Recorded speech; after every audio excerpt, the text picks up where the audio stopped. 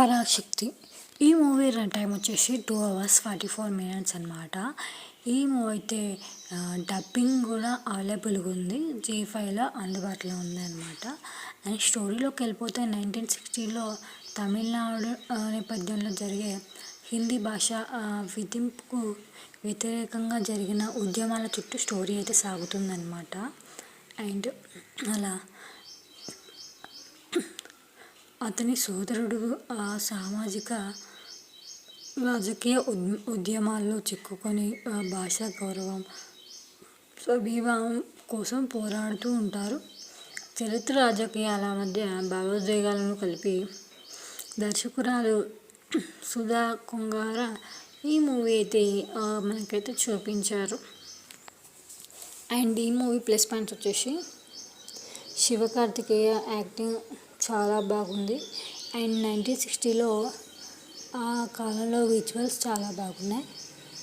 And music బాగుంది, ఆ music అయితే బాగానే ఉంది. అండ్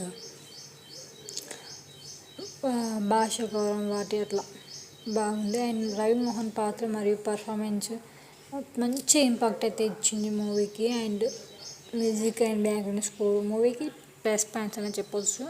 మైనస్ పాయింట్స్ వచ్చేసి 2 hours 34 minutes కొంత ల్యాగ్ ఫీలింగ్ అయితే అనిపిస్తుంది. లవ్ ట్రాక్ పూర్తిగా వర్కౌట్ కాలేదు అనిపించింది నాకైతే. కొన్ని కమర్షియల్ ఎలిమెంట్స్ స్టోరీకి మైనస్ పాయింట్స్ అని చెప్పవచ్చు. స్క్రీన్ ప్లే కొన్ని చోట్ల ఫార్ములా స్థాయిలో అనిపిస్తుంది. అండ్ అలా అన్నమాట.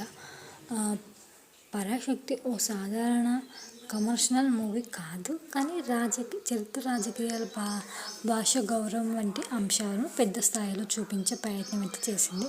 కొన్ని లోపాలు ఉన్నప్పటికీ భావోద్వేగాలు మరియు రాజకీయ నేపథ్యంలో జరిగే మూవీ అన్నమాట. ప్రత్యేకంగా ఉంటుంది. అండ్ సీరియస్ డ్రామాలు చరిత్రక స్టోరీలు ఇష్టపడే వారికి ఈ మూవీ అయితే ఒకసారి చూడొచ్చు అనమాట.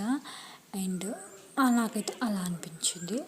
అండ్ ఫైనల్గా ఈ మూవీకి నేను ఇచ్చే rating 2.7 out of 5. And review కనుక మీకు నచ్చినట్లయితే ప్లీజ్ మన ఛానల్ని తప్పకుండా సబ్స్క్రైబ్ అనేది చేసుకోండి గైస్.